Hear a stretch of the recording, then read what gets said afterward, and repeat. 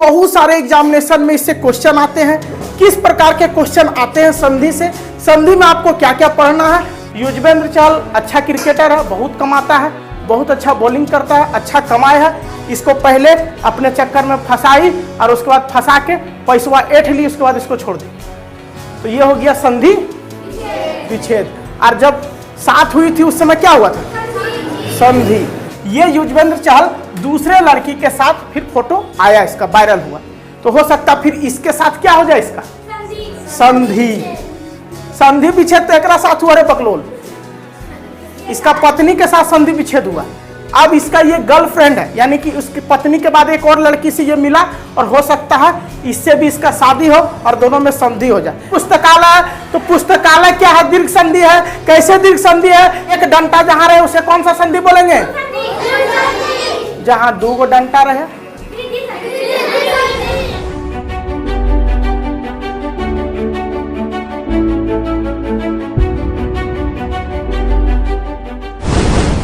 आइए आज हम लोग संधि पढ़ते हैं। हिंदी व्याकरण का एक इंपॉर्टेंट चैप्टर है। बचपन से 55 तक जब भी आप संधि पढ़ेंगे, व्याकरण पढ़ेंगे, तो आपको ये चैप्टर ध्यान से देखना होगा, क्योंकि बहुत सारे एग्जामिनेशन में इससे क्वेश्चन आते हैं। किस प्रकार के क्वेश्चन आते हैं संधि से, संधि में आपको क्या क्या पढ़ना है और देखना है कि संधि किसे कहते हैं, संधि के कितने रूप होते हैं, उनके रूपों के क्या प्रकार होते हैं। छाटने आएगा, कुछ वर्ड दे देंगे और आपको पूछेंगे कि ये कौन सा संधि है। तो टोटल चीज का जानकारी लेना है, टेंशन नहीं लेना है। ये वीडियो के बाद और कहीं संधि देखने की जरूरत बिल्कुल नहीं है। आप वीडियो पर बस अंत तक बने रहिए, ध्यान से सुनिए। सबसे पहले ये जानते हैं कि संधि किसे कहते हैं, संधि विच्छेद किसे कहते हैं। एक फोटो लेंगे जिससे कि आपको कंफर्म कर देंगे कि संधि क्या है और संधि विच्छेद क्या है। देखिए ये यहाँ पे एक फोटो है जो युजवेंद्र चहल और उसकी पत्नी है, ठीक है। तो दोनों के बीच जो शादी हुआ उस शादी को कहते हैं संधि। शादी को क्या कहते हैं, और दोनों तलाक ले लिया, उसी को कहेंगे संधि विच्छेद। शादी को शादी में तलाक हो गया तो बकलोलिया इससे अलग हो गई। बोली कि हम इसके साथ नहीं रहेंगे, और अलग होने के बाद शायद लगभग 4.25 करोड़ रुपया ठगी है, इससे ले ली। इतना धोखेबाज लड़की है। ऐसे भी लड़की जो धोखा करती हो, इतना बड़ा धोखा करती है कि पूछो मत। नियत में रहता है, सब लड़की में नहीं रहता, लेकिन जो धोखेबाज रहती है वो तनी मनी नहीं ठगेगी। युजवेंद्र चहल अच्छा क्रिकेटर है, बहुत कमाता है, बहुत अच्छा बॉलिंग करता है, अच्छा कमाए है। इसको पहले अपने चक्कर में फंसाई और उसके बाद फंसा के पैसवा ऐठ ली, उसके बाद इसको छोड़ दी। तो ये हो गया संधि विच्छेद। और जब साथ हुई थी उस समय क्या हुआ था, संधि। संधि भी मिला और समधि भी मिला, ये दोनों का बाप। और उसके बाद इस सब को उखाड़ के फेंक दी, किसी को नहीं समझे। समझाया इसका पिताजी, इसका गार्जियन सब इसको समझाया, लेकिन ये बकलोलिया समझने वाली है। इस पर तो पैसा का भूत सवार है, 5 करोड़ रुपया मिला, जाओ। कौन है युजवेंद्र चहल, कौन क्रिकेटर है, हम नहीं जानते उसको, ठीक है। और उसके बाद जैसे इसका अलगाव हुआ, तो अभी हाल में फाइनल मैच हो रहा था चैंपियन ट्रॉफी का, जिसमें ये युजवेंद्र चहल दूसरे लड़की के साथ फिर फोटो आया, इसका वायरल हुआ। तो हो सकता फिर इसके साथ क्या हो जाए, इसका संधि। संधि विच्छेद तो एकरा साथ हुआ रे बकलोल, इसका पत्नी के साथ संधि विच्छेद हुआ। अब इसका ये गर्लफ्रेंड है, यानी कि उसकी पत्नी के बाद एक और लड़की से ये मिला और हो सकता है इससे भी इसका शादी हो और दोनों में संधि हो जाए। लेकिन युजवेंद्र चहल भाई संभल के, कहे कि तुमको धोखा दे दी, पता नहीं इसका क्या कौन ठिकाना है। दो अक्षरों के आपस में मिलने से जो विकार उत्पन्न हो, दो अक्षरों को आपस में मिलने से जो विकार उत्पन्न हो, उसे ही हम संधि कहते हैं। कैसे, तो देखो सम जोड़ धी, इसी का ले लेते हैं तो बन जाता है दोनों मिलके संधि। सम जोड़ धी, 100 और आधा मोह, नीचे कुछ भी देंगे हलंत, इसका मतलब आधा मोह होता है। तो सम जोड़ धी क्या बन जाता है, समधि नहीं संधि बनता है। क्या बनता है, संधि। और सम का मतलब होता है जोड़, सम का मतलब जोड़, सम का मतलब जोड़। तो दो किसको जोड़ना है, दो अक्षरों को। तो जब भी दो अक्षरों को जोड़ने से जो विकार उत्पन्न होता है, अब बोलेंगे सर ये विकार क्या है, तो विकार मतलब होता है बदलाव होना, और दोनों के बीच में जुड़ने के बाद एक नया सेंटेंस का निर्माण होना।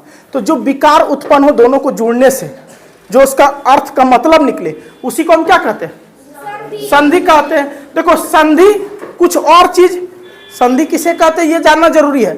लेकिन कभी कभी कुछ हाईटेक टीचर रहता, अजीबोगरीब सवाल पूछेगा, उसका नज़र में हमेशा रहेगा कि तुमको नीचे करें। तो पहले पूछेगा संधि किसे कहते हैं, बता दिया तो उसको बड़ा ईगो होगा कि बता दिया, ये सरवा बता कैसे दिया, हम तो सोच रहे थे नहीं जानता होगा।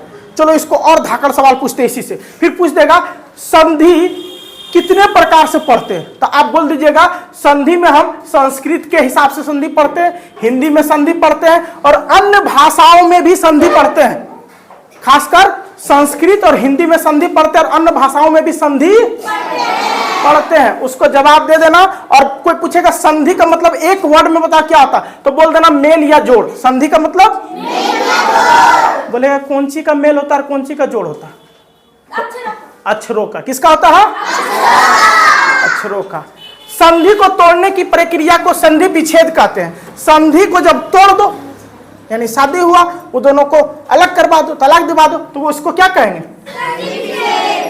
अभी आगे देखेंगे एग्जाम्पल के थ्रू कि संधि क्या है, संधि विच्छेद क्या है। ठीक है, अब देखो कोई बोलेगा ठीक है, कोई भी चीज होता है व्याकरण में कुछ भी पढ़ेंगे तो उसका भेद भी पढ़ा जाता, प्रकार भी पढ़ा जाता। तो भेद बोल लो, प्रकार बोल लो, जो मन है वो बोल लो, तुम्हारा मन तुम्हारा मर्जी। लेकिन हम बोलेंगे संधि के कितने प्रकार होते हैं। तो संधि के 3 प्रकार होते हैं। पहला होता स्वर, दूसरा होता व्यंजन और तीसरा होता विसर्ग। क्या क्या होता है?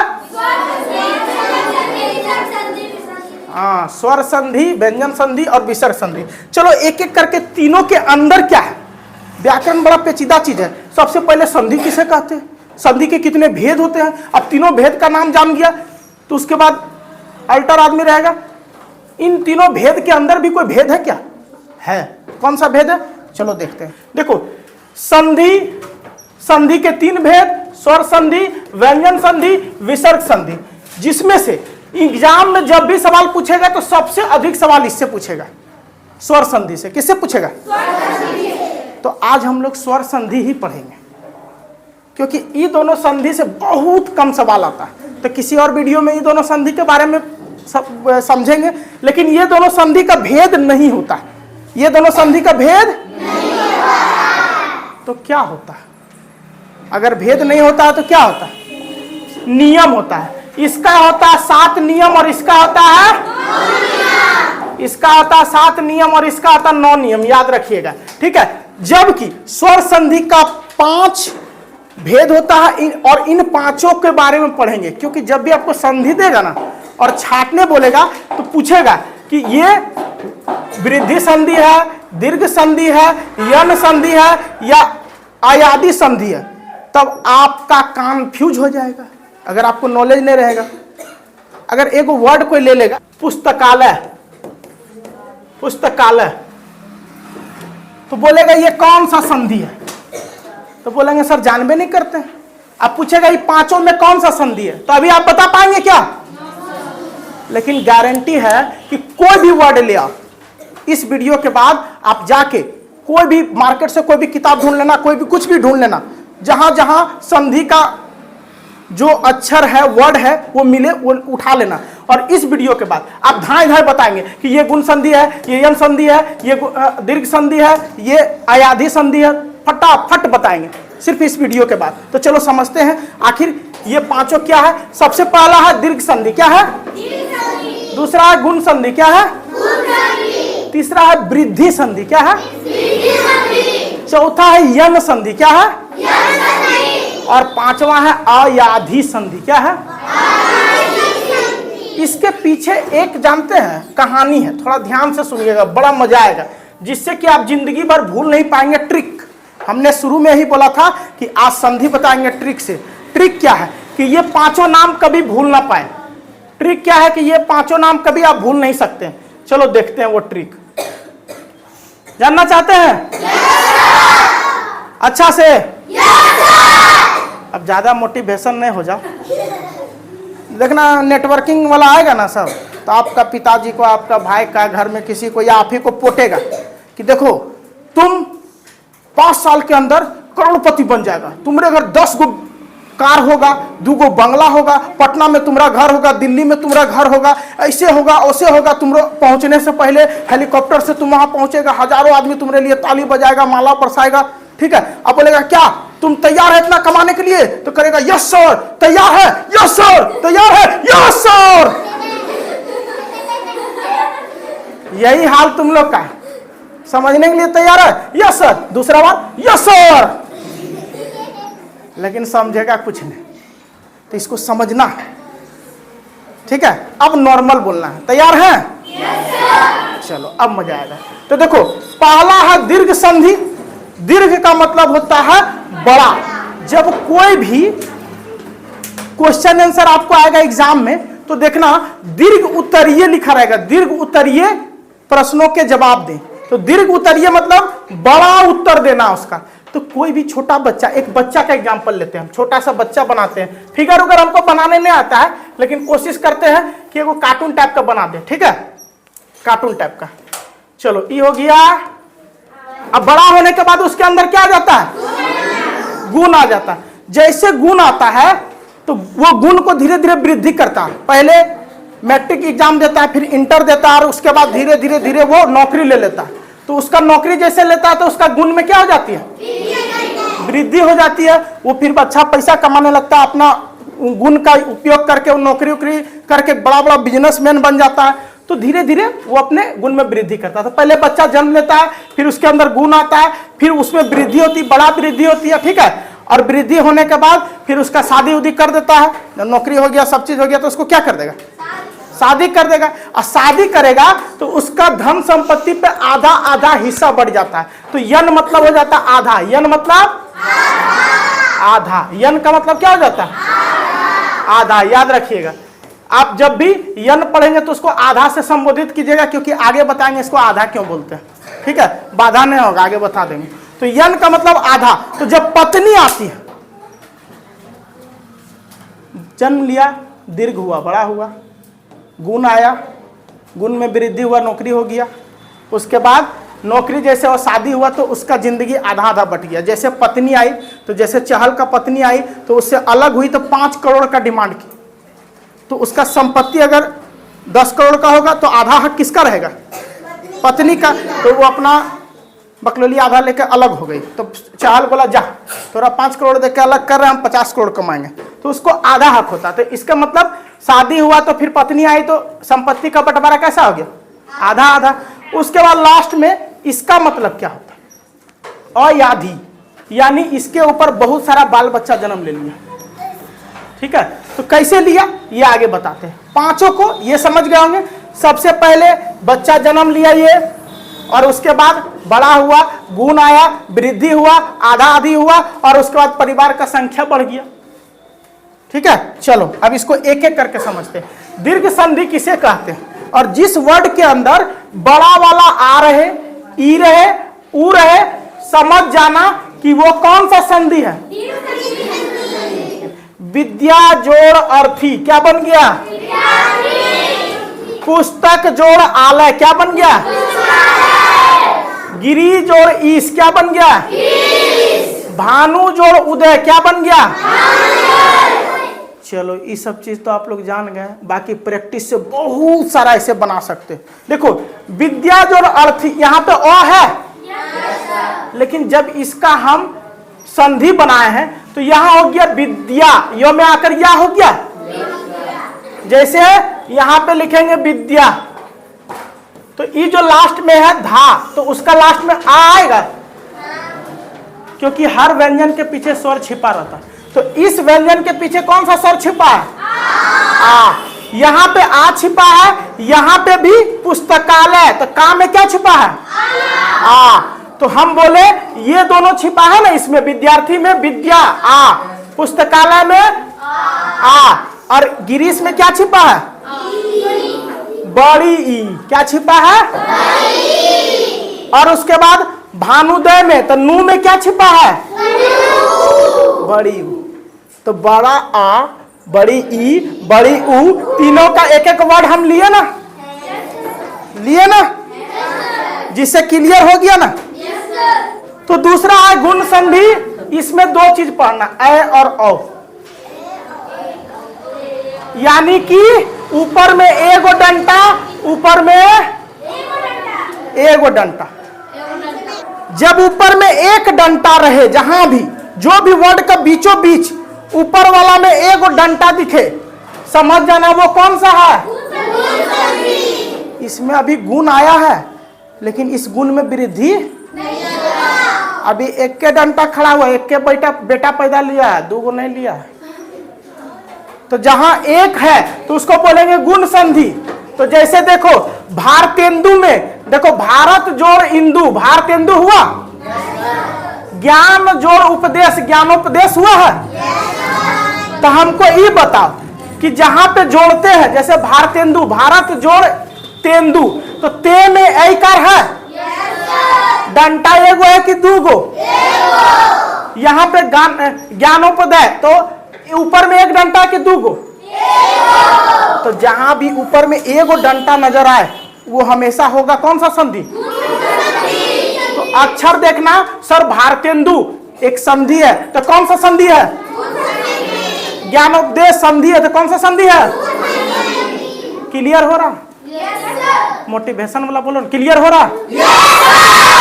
हाँ, लगता है तुम लोग करोड़पति बन जाएगा। बंगला, गाड़ी, हेलीकॉप्टर सब उड़ेगा तुम लोग छत के ऊपर से। चलो अब देखो इधर अगला तीसरा वृद्धि संधि, जहां पे ऊपर में दो डंटा नजर आए, जैसे इसमें एक ही है, सॉरी इसमें दो हो जाएगा। कितना होगा, दो। तो जहां पे ऊपर में दो डंटा नजर आए, चाहे ऐसे रहे चाहे ऐसे रहे, उसको समझ लेना ये क्या है, वृद्धि। जैसे डंटुली, अब एगो बेटा था, दो हो गया, बड़ा हो गया डंटुली, चाहे चिन्ह लगा दो चाहे ऐसे दो। इस तरह का जब भी देखेंगे तो देख लेते, एक जोड़ एक, इसको कहेंगे एक एक, क्या कहेंगे।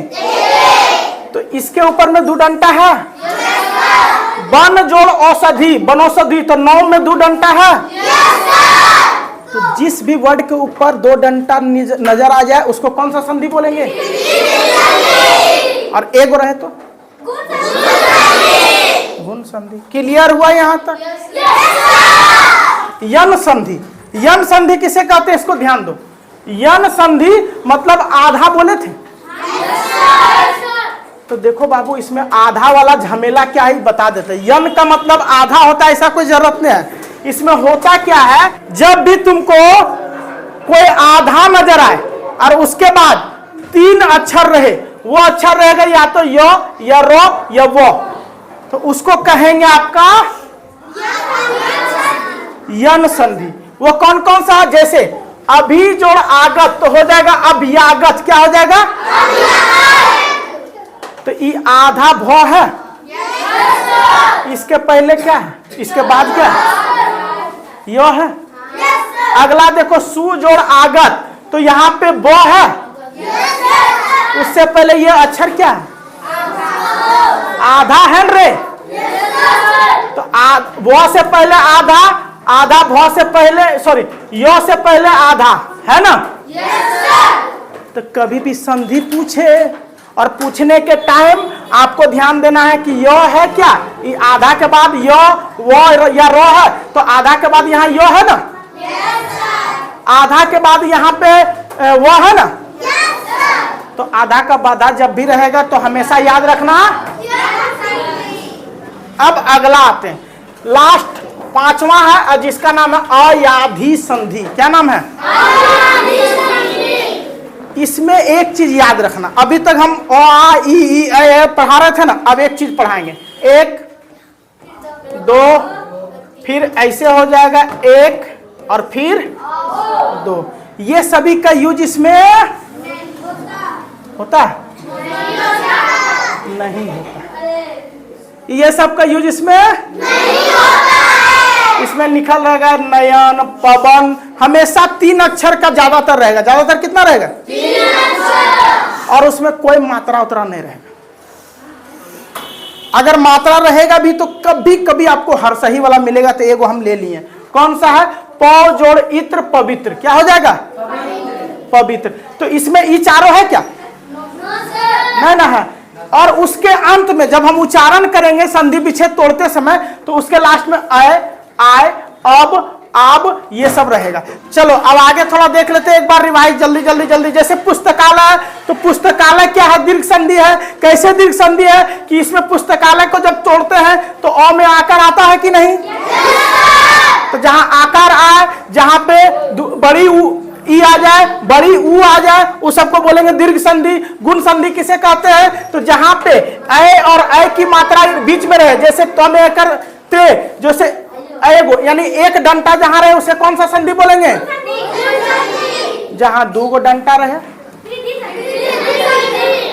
जहां पे आधा वाला बाधा रहे, जैसे स्वागत लिखे, तो स्वागत से पहले आपका ये वो है, वो के पहले आधा है कि नहीं?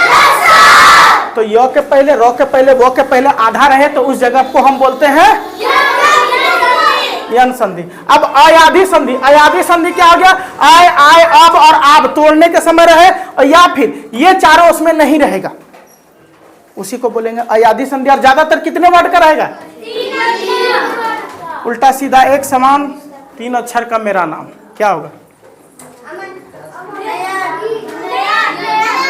नयन, नो यो नो, नयन। उल्टा सीधा करो, ई नो को शुरू में ले आओ, बीच में जो था उसको बीच में रखो, लास्ट में लास्ट में, तो उल्टा सीधा एक समान 3 अक्षर का मेरा नाम। क्लियर हुआ? तो जहां 3 अक्षर है वहां पे अयाधि संधि। क्लियर हो गया? कोई दिक्कत?